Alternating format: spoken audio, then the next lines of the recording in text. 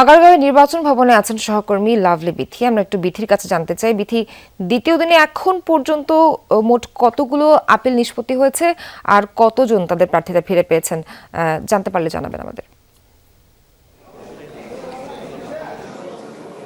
নাবিলা, যেহেতু 5টা বেজে গেছে, তার মানে আজকের মতো আপিল শুনানি শেষ হয়ে গেছে। প্রতিদিন 70 জন করে আপিল গ্রহণ করা হয় এবং তার উপর শুনানি করা হয়। এখন পর্যন্ত 70 জনের শেষ হয়ে গেছে এবং 57 জনের আপিল মঞ্জুর হয়েছে, 7 জনের বাতিল হয়েছে এবং 6 জনের মুলতবি রাখা হয়েছে। আগামী 16 তারিখ তাদেরকে এক একজনকে বিভিন্ন সময় দেওয়া হয়েছে, যে সময়গুলোতে সেই মুলতবি যেগুলো আছে সেগুলো সমাধান করবে শুনে।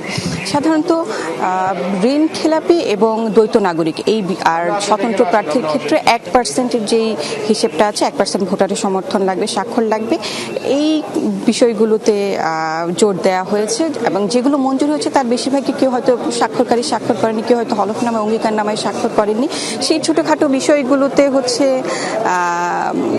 এই ভুল ত্রুটিগুলোকে সংশোধন করা হয়েছে এবং ঋণ খেলাপির ক্ষেত্রে যাদের ঋণ খেলাপি আছে, সেটা যত টাকাই হোক না কেন, 10,000, 20,000 অথবা 40,000, তাদেরকে সময় দেওয়া হয়েছে এবং তাদের আপিলটি গ্রহণ করা হয়নি।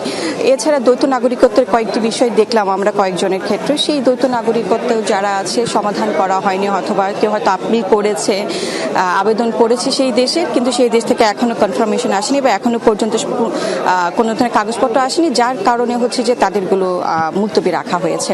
আগামীকাল সকাল 10টা থেকে আবার শুরু হবে এবং 18 তারিখ পর্যন্ত এই আপিল শুনানি চলবে।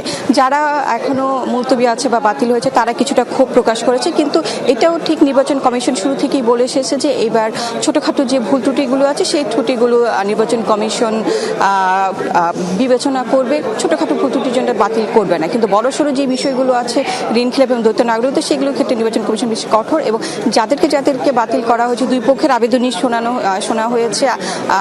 রিটার্নিং অফিসার কি কারণে বাতিল করলেন তার বক্তব্য শোনা হয়েছে, আপিল যিনি করেছেন তার বক্তব্য শোনা হয়েছে এবং এমনও কিন্তু আছে যে হয়তো রিটার্নিং অফিসার মনোনয়নপত্র বৈধতা দিয়েছে, কিন্তু সেই বৈধতার বিরুদ্ধে হয়তো কোনো সংক্ষুব্ধ ব্যক্তি বা অপর পক্ষের কোনো ব্যক্তি হয়তো আপিল করেছেন। তবে উভয় পক্ষের বক্তব্য শুনুন এবং নির্বাচন কমিশন দুই পক্ষের আইনজীবীর বক্তব্য শুনেই আইন অনুযায়ী সেই সিদ্ধান্তগুলো জানিয়েছে।